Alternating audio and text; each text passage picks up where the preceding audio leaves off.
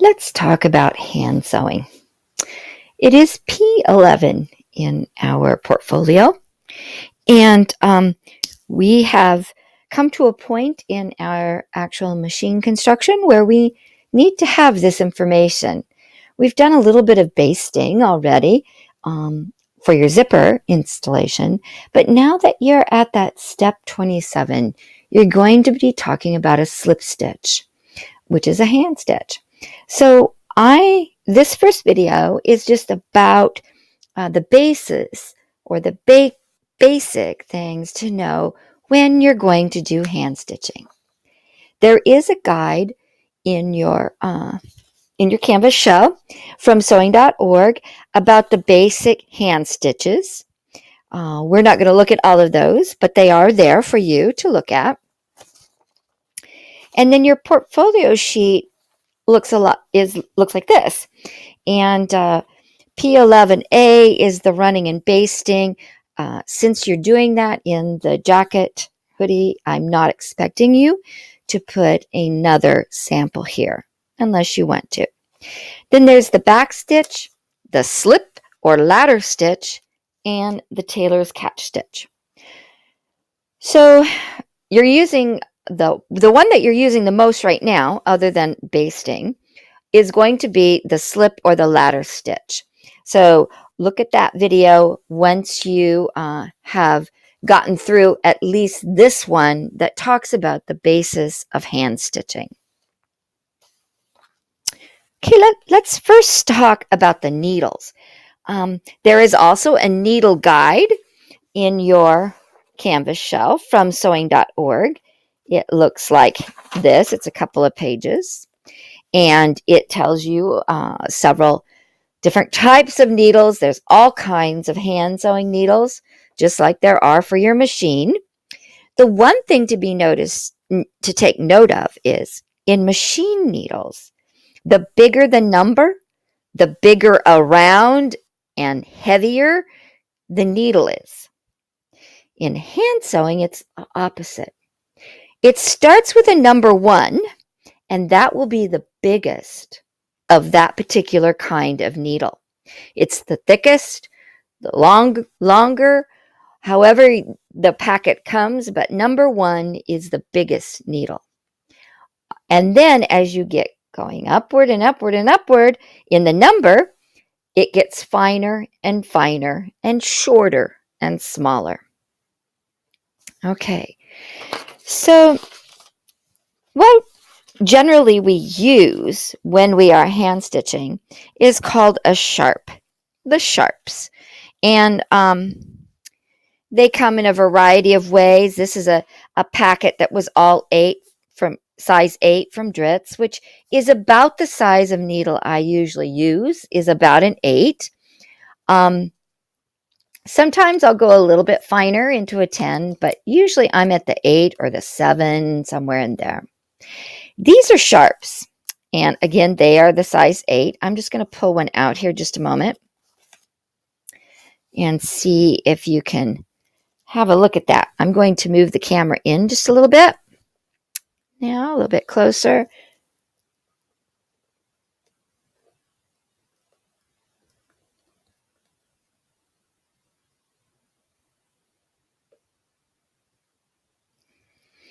Let's focus a bit here, though. Okay, that's pretty good for up close of such a little thing.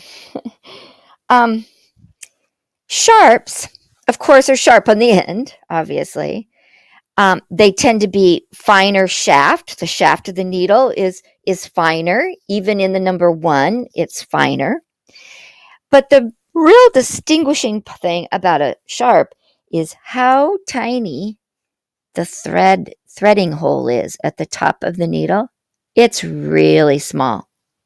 Now, there are a lot of things you can use to thread that. Obviously, there is the good old that you can get that looks like, that looks like this. And they all come in a variety of different ways. They'll look a bunch of different colors sometimes, but this is the standard go-to needle threader. Right? Just looks like this.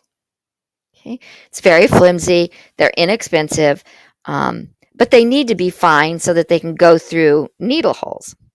Well, it's pretty hard to even thread to use these into that tiny, tiny hole. See, I even have a really hard time doing that.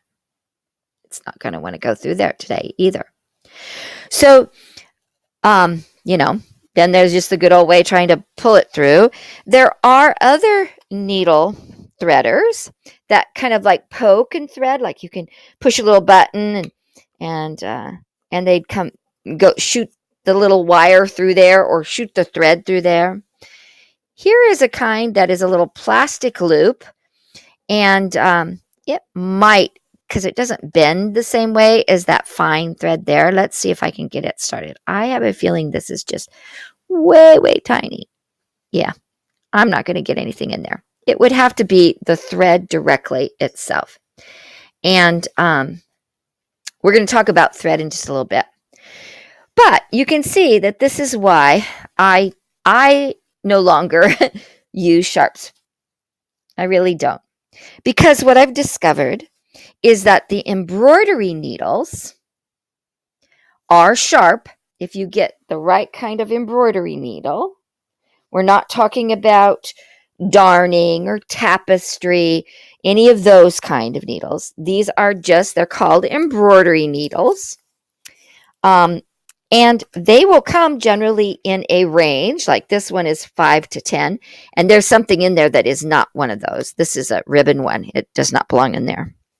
It's too thick.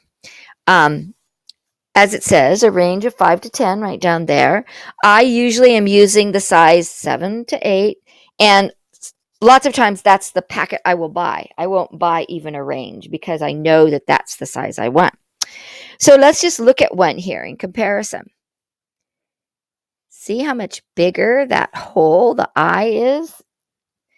And you can get them even a little bit bigger eye. Here's another one. See how long and elongated that is?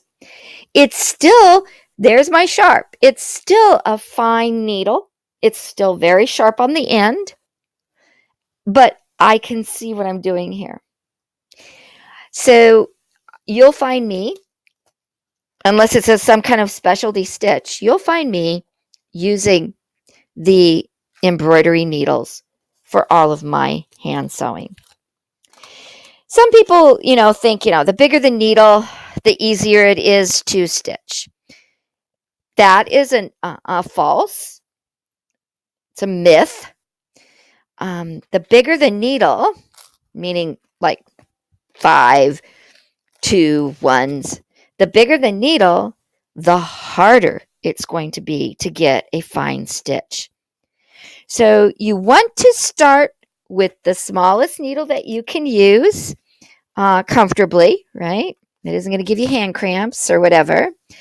And that's what you should use to do your hand stitching with. So here's another one, just a little bit longer. I think it might be one size up from this, just a tiny bit size bigger up.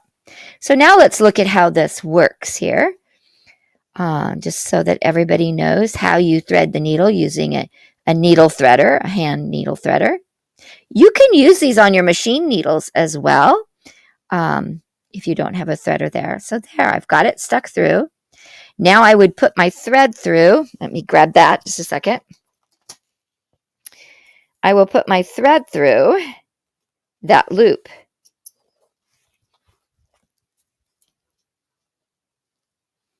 So my thread will go through that loop right there. Pull it through a little bit, and then I'm going to pull it. And now I've threaded my needle right there. Then I pull it back out. So you stick the loop in, and then you pull it back out. This is the same concept here. I stick in the little wire, the little fine wire. Now I put my threaded needle, or my thread for my needle, through that loop.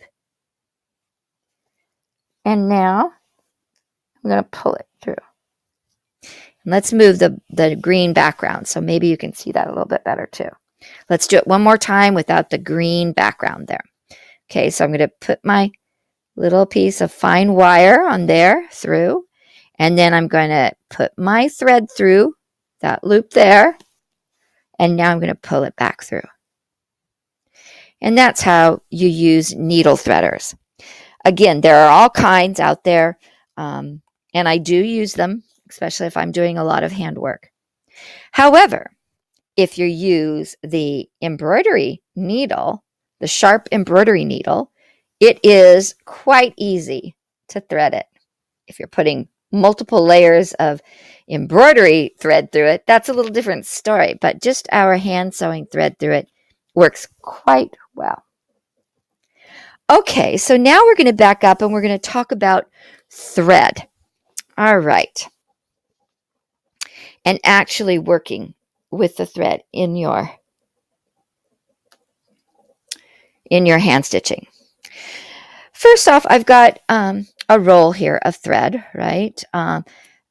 This is the dual duty wound circular, right? So if you have some of this thread and you don't want to use it on your machine, hand stitching is the best thing for it right now, right? Unless you have an upward pin on your machine, then of course using this makes sense. But if you have a vertical lying down spool holder on your machine, then this one isn't the best for that. Okay, so now the next thing is,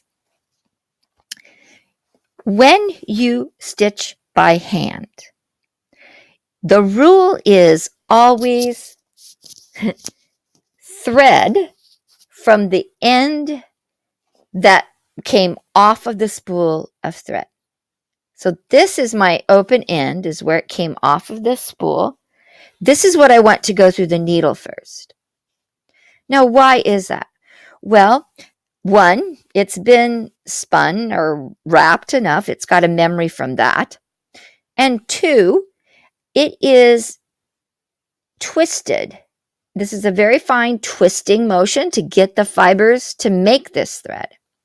And so as you're sewing, if you're doing it in the direction that it normally came off, just like if it was your machine, right? You'd be going and it would be coming off, right? And that's what you would stitch with, this end. Same thing. It should go through your needle eye, this end first. It will keep it from twisting more on you and keeping it from maybe knotting so much. So that is the first rule about hand stitching and using your thread.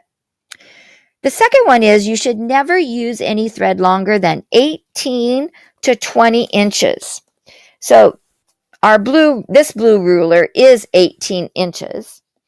But one really great way to do this is to grab this, your end, and then hold up your arm bent and hold this straight out.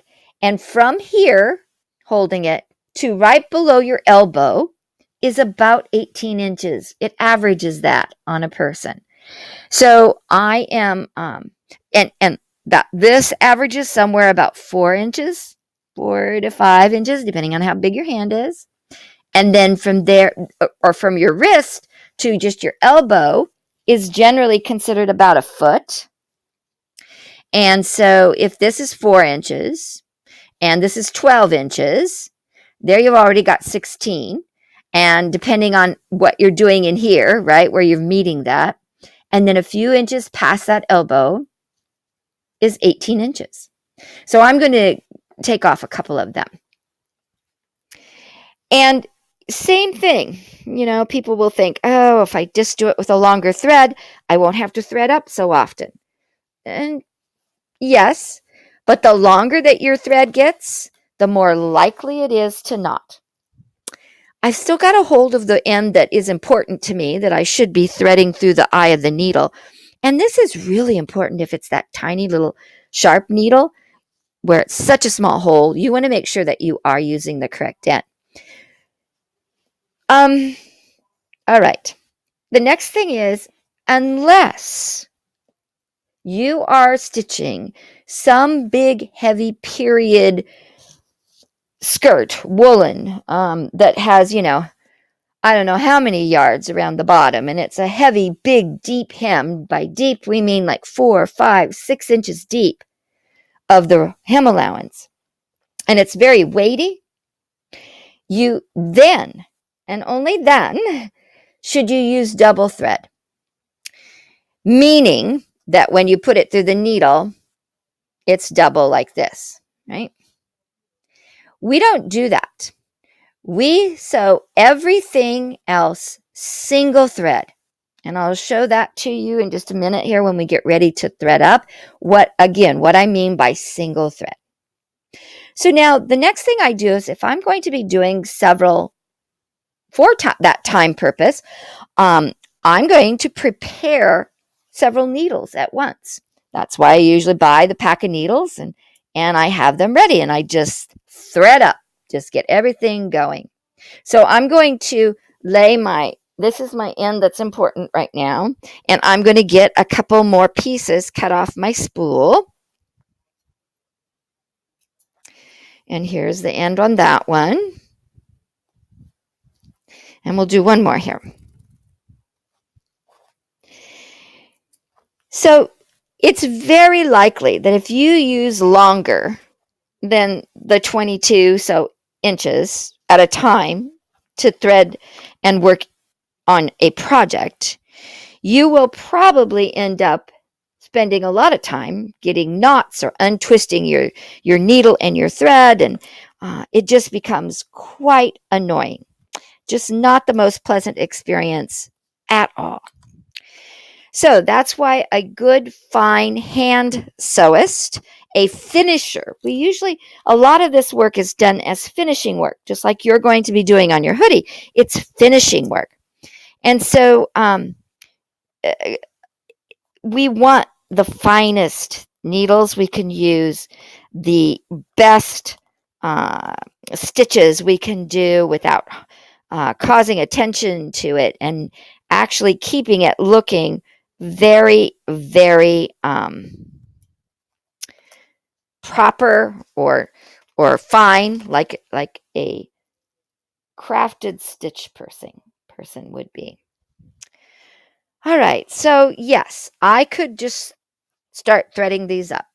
The next thing, though, that you need to know is that will make total difference in your ability to do fine hand stitching is if you wax your thread.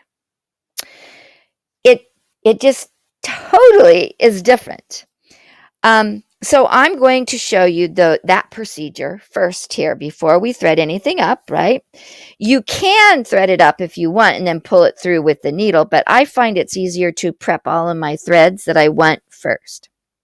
So now I'm going to move over some paper towel here. And this is what I use every time is paper towel. Let's see, we're going to put it like this a minute.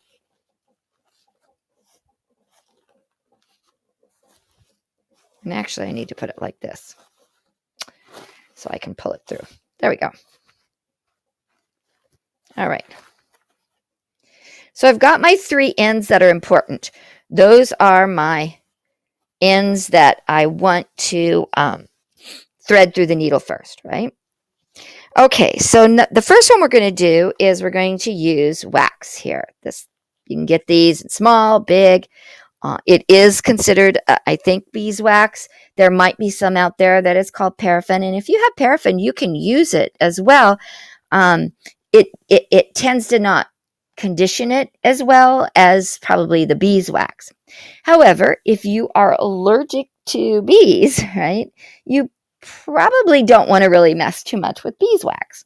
So the second the thing that we do then in second is actually like thread heaven or heavenly thread. This is a conditioner and protectant that is, I think, silicone based, and you can get them in these little cube things. And we're going to do one using that. But the first one we're going to do showing you how to use this. So you may just have a chunk of wax, and that's doable. It would just be like this, right? And you're going to hold down one end of it, And then you're going to pull through, which this is what gets crazy here. We're going to go over on the wrong end so that we're still keeping it in the order that we went. And so I'm going to pull it through. Just pull it through the wax, just like that. Okay, it's been waxed. Now just look at how it behaves right now. It is not nearly as wiry as this one, right? It's got some stability. This one is definitely loopy. This one's got some stability in it. Okay, so now let's do the next one with it in this little contraption and what you're supposed to do with that. And that looks like, here's my end I want to keep over here on the left as my beginning end. So I'm going to go back down here to this one. I'm going to put it in one of those slots. And now I'm pulling it through just like I did before. It's down in the wax and it has been waxed. Okay.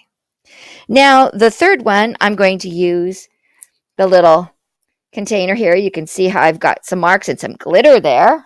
Had some glitter projects that I was working on, or glitter fabric, and so it did get on it. So same thing, here's the end I want to thread, so I'm going to go clear to the end that is the bottom end, you might say, and same thing, I'm going to put it down into this it's much softer than the wax, so I'm going to put it right there, and then I'm going to put my thumb on top of it, if I can get everything going here at once, around the camera, and then I'm pulling it through, and conditioning it there. So now we have 3 conditioned threads. Now, lots of people think that's all you do. It actually is not. You need to set that wax or silicone product or oil or lubricant, whatever it is you want to call it, to your thread. There could be, and there is, I mean, if you would look at this a little closer and maybe feel it, you can feel little deposits of wax on it, etc. So we need to set it. And to set it is, I lay it on my paper towel. I've got all my ends up here, right, that I want. I'm going to put another paper towel over the top of it. And now to set these threads, we are going to place the heat down, the iron down like this. Let me position just a moment here, so you can see a better viewpoint of this. We're going to clear back out here. And then we'll go back in a second. All right, so I've got them laying in there. This is the end that's important to me. And now we're going to kind of melt that wax or seal the wax and protectant or lubricant onto our threads. So no steam. And I'm just heating it first up there. And now what I'm going to do, I picked up my iron just a little bit so that I can grab the ends of those threads, all 3 of them. And now I'm just going to slowly pull it through that heat process. Oops, you're not seeing either yet. I'm over here. I'm just pulling it through with the iron down so that I have melted that lubricant or whatever onto my threads. Now look at how they behave. They're definitely not the same as if let me pull one off of the spool and just lay it down. You can see that how this one will move. These are stiffer and they're conditioned. They're going to slide through your fabric better. They're going to become a lot less knotted, much better to work with. And again, you're not done once you've just pulled it through the wax or the conditioner. You need to, and let's get rid of this one that we haven't waxed here. You need to set that lubricant. You need to heat it and make it melt to your fibers. Okay. Once you get that all down, hand stitching can be really beautiful. It is a really interesting and beautiful skill to have. Now I'm going to show you, though, what I usually use. Now, I would be threading these up and setting them aside. Actually, I will do that to a couple of them. Let's just get them threaded up. So here I'm going to put one through here. This is a larger, I think this is about a 4, maybe even a 3 embroidery. Those are my important ends right there. He's a little bit bigger than the other one that I showed you. Okay, so now I have it, and this is single thread. One thread, it's got a tail up here of about 4 or 5 inches, and then clear down. That is single threaded. Doubled would be if we would put them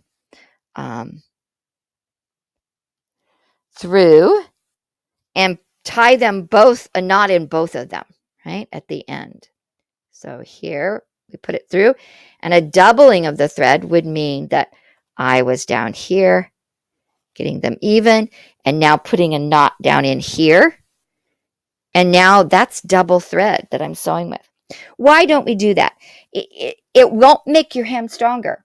The only time, like I said, that it does help is if you do have an overly weighted item.